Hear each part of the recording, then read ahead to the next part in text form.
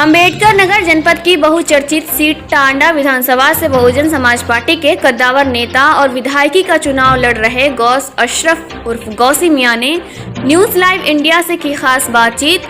उन्होंने कहा कि अगर जनता हमें विधायक बनाती है तो हम सबसे पहले बुनकरों की समस्या का निस्तारण करेंगे, बुनकरों को उनका हक दिलाएंगे। जो विकास कार्य किसी सरकार में नहीं हुआ, टांडा विधानसभा के लोगों का जो हक नहीं मिला, हम उनका हक उन्हें दिलाएंगे और हमारी पूरी कोशिश रहेगी कि हम अपने विधानसभा में हर वक्त काम करेंगे कि हमारा विधानसभा पूरे उत्तर प्रदेश में नंबर 1 बने। आइए जानते हैं गौस अशरफ ने न्यूज लाइव इंडिया से क्या बात की। 2022 के चुनाव का आगाज हो चुका है। 3 मार्च को वोट पड़ने हैं। मैं इस समय अंबेडकर नगर की बहुचर्चित सीट टांडा विधानसभा में हूं और यहां से हमारे साथ बहुजन समाज पार्टी के कद्दावर नेता और यहाँ के किशोरसा नगर पंचायत के वर्तमान चेयरमैन हमारे साथ जुड़ रहे हैं और जो काफ़ी कुछ इनसे हम बात करेंगे और कुछ इनसे हम जानेंगे कि क्योंकि बीच में समाजवादी पार्टी से इन्होंने काफ़ी अच्छा रिस्पांस इनको मिला और समाजवादी पार्टी के लिए उन्होंने ज़मीनी स्तर पर मेहनत की और जिस हिसाब से इन्होंने मेहनत की उस हिसाब से समाजवादी पार्टी ने सिर्फ और सिर्फ उनको धोखा दिया। तो इन्होंने धोखा खाने के बाद आखिर बहन जी का साथ कैसे पकड़ा और कैसे इनको जो है बहन जी ने बहुजन समाज पार्टी से टांडा विधानसभा से टिकट दे करके मैदान में उतारा है। सर स्वागत है आपका। शुक्रिया सर। काफ़ी चुनौतियाँ रही हैं आपके लिए और इन चुनौतियों में आपने समाजवादी पार्टी के लिए काफ़ी कुछ किया, काफ़ी मेहनत आपने की और इन मेहनत को देखते हुए आपको समाजवादी पार्टी ने इग्नोर किया। इग्नोर करने के बाद आपको काफ़ी ठेस लगी और आपके समर्थकों में काफ़ी आक्रोश था। तो कैसे इन चुनौतियों को सर आपने पार किया? देखिए, राजनीति में हर समय चुनौती होती है और चुनौती को जो स्वीकार करता है वही सफलताओं की सीढ़ियों को तय करता है। और मुझे यकीन है कि मैं चुनौती को स्वीकार कर रहा हूँ और टांडा विधानसभा की समस्त सम्मानित जनता भी उस चुनौती को स्वीकार कर रही है। और 10 मार्च को ये तय हो जाएगा कि टांडा की जनता को जिस तरह से ठगा गया है, छला गया है और जितने भी लोग समाजवादी पार्टी से टिकट मांग रहे थे, हमारे टिकाती भाई थे, सब टांडा विधानसभा के थे, पूरी तरह से इग्नोर करते हुए एक बाहरी प्रत्याशी को मैदान में उतारा गया, वो भी नॉन मुस्लिम उतारा गया, जबकि यहाँ पर सबसे अधिक वोट 1,30,000 के आसपास मुस्लिम वोट है। तो वो उन सब लोगों में एक आक्रोश पाया जा रहा है और इसके साथ साथ जो अदर्स कम्युनिटी है उनको भी ये लगता है कि छला गया है इस क्षेत्र की जनता को। आपका राजनीतिक इतिहास मैंने जाना, आपको पॉलिटिक्स जो है विरासत में मिली है। आपके चाचा जी जो है वो राजीव जी के साथ में कैंपेन करते थे, उनके अमेठी इंचार्ज थे लोकसभा के और बहुत सारी चीज़ें थी। उन्होंने भी शुरुआत में MLC, विधायक, मंत्री तक का सफर तय किया है और आपको राजनीति में कहीं कुछ बताने की और कुछ करने की आवश्यकता नहीं है। आपको खुद ही कढ़े हुए हैं हर चीज़ में।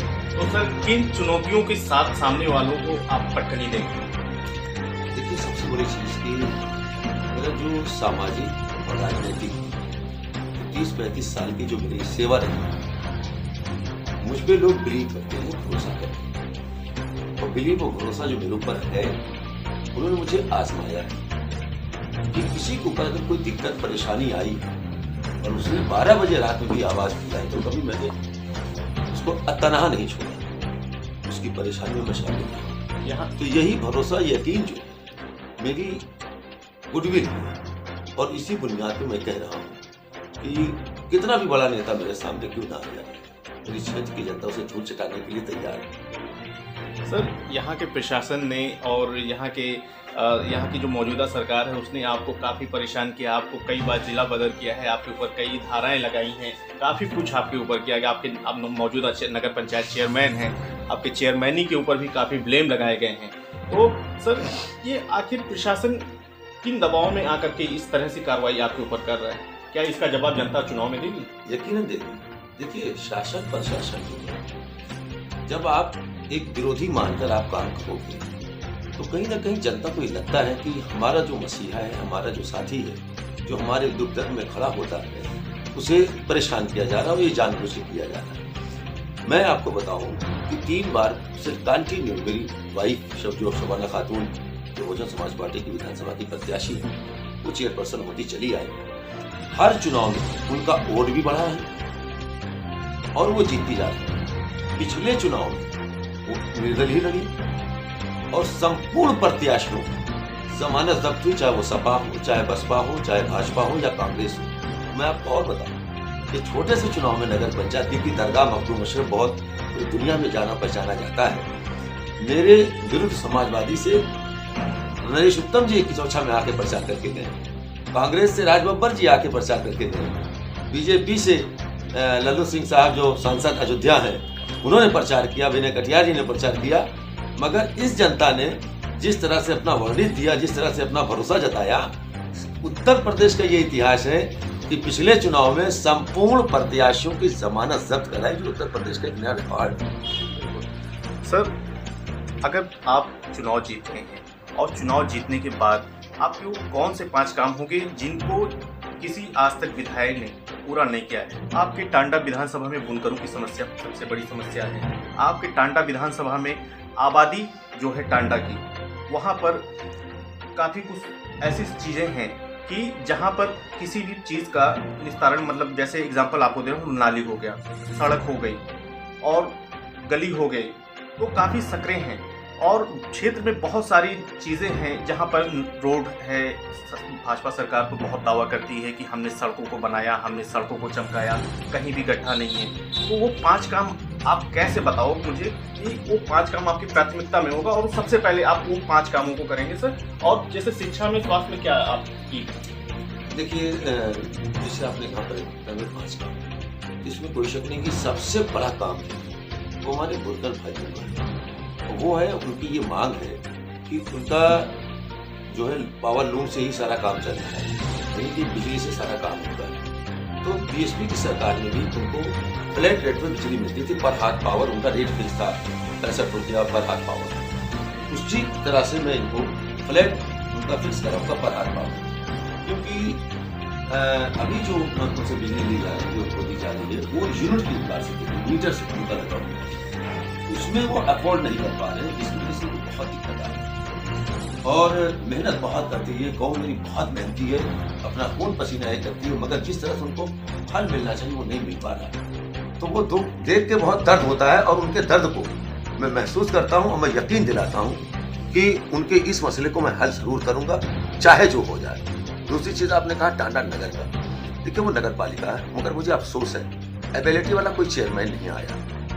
मैं भी चेयरमैन यहाँ पे रहा हूँ, आप देख सकते हैं यहाँ कि मैंने प्रबंध किया है, कामों को तो मैंने यहाँ पे देखा है। मैं कोशिश मैंने किया यहाँ पर। जबकि ये बात आपकी बिल्कुल सही है कि भाजपा सरकार, जो मौजूदा सरकार है, इसने मेरे राजनीति को पिछले 3 साल में घटा के आधा कर दिया। सिर्फ वेतन भर का आज के डेट में पैसा आ रहा है, विकास के नाम पर कोई पैसा नहीं आता। टांडा नगर पालिका में राजनीति का ठीक ठाक पैसा मिल रहा है, लगभग 50% पैसा वो बच रहा है। मगर मुझे अफसोस है कि वहाँ पर जिस तरह से विकास होना चाहिए था नहीं हुआ। तो एक विधायक के रूप में, पदेन सदस्य के रूप में मैं बोर्ड में बैठूंगा और मैं वहाँ की जनता को यकीन दिलाना चाहता हूँ कि बिल्कुल मेरा प्रशासन जैसे यहाँ नगर पंचायत में टाइट रहा है, वैसे वहाँ करके मैं दिखलाऊंगा और उनकी जो ये समस्या है उसका समाधान करूंगा।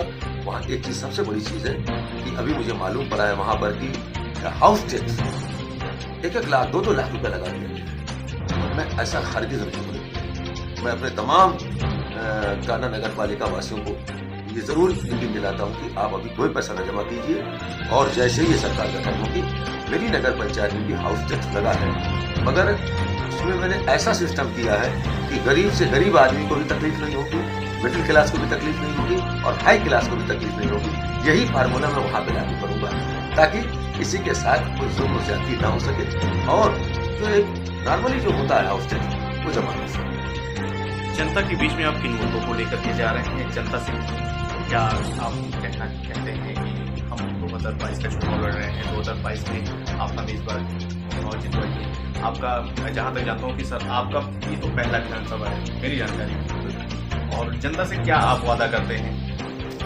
देखिए, आम जनता सबसे बड़ी चीज जो उसको चाहिए कनेक्टिविटी चाहिए। उसका ये यकीन कि मेरा विधायक मेरे बहुत करीब और मुझे ये महसूस है कि मेरी जनता मुझे प्यार करती है, वो मुझे प्यार करती है। तो वो जो प्यार मुझे कर रही है वही प्यार मुझे उनको रिटर्न देना है। उनका यकीन ही जीतना तो सबसे बड़ी चीज है। देखिए आम जनता ये नहीं कहती, वो भी जानती जनता कि मेरा विधायक एक बोरा गेहूं या एक बोरा चावल ला के मेरे घर नहीं देगा। उसका छोटा मोटा जो काम है, और देखिए 90% काम तो जो होता है वो थाने से रिलेटेड होता है। ये पुलिस प्रशासन की जुल्म ज्यादती होती है, और मेरे रहते हुए मैं हरगिज ऐसा नहीं करूँगा। किसी के साथ अन्याय नहीं होगा, न्याय स्थापित करके दिखला दूंगा। रही बात विकास की, तो देखिए विकास का बहुत पैमाना होता है। ग्राम सभाओं में आप जब जाएंगे तो वहाँ पंचायत से काम होते हैं, आरएस विभाग से काम होते हैं, पीडब्ल्यूडी से काम होते हैं, सिंचाई विभाग से काम होते हैं, है ना।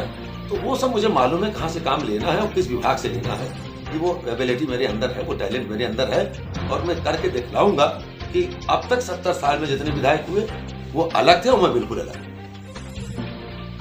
शुक्रिया। तो ये थे हमारे साथ बहुजन समाज पार्टी से टांडा विधानसभा से प्रत्याशी प्रतीक गौस अशरफ साहब, जिन्होंने अपनी बात हमारे चैनल के माध्यम से अपने विधानसभा वासियों के लिए रखी कि अगर मुझे जनता मौका देती है तो मैं सबसे पहले बुनकरों की समस्या को दूर करूंगा, और टांडा नगर पालिका में जो गरीबों को परेशान किया जा रहा है, वहाँ पे मजलूमों को तंग किया जा रहा है, हाउस टैक्स के नाम पर जो बड़ा बड़ा टैक्स लगाया जा रहा है, उस चीज़ को मैं ख़त्म करवाने का काम करूंगा। कैमरा पर्सन परवेज खान के साथ मैं तौफीक खान, न्यूज़ लाइव इंडिया।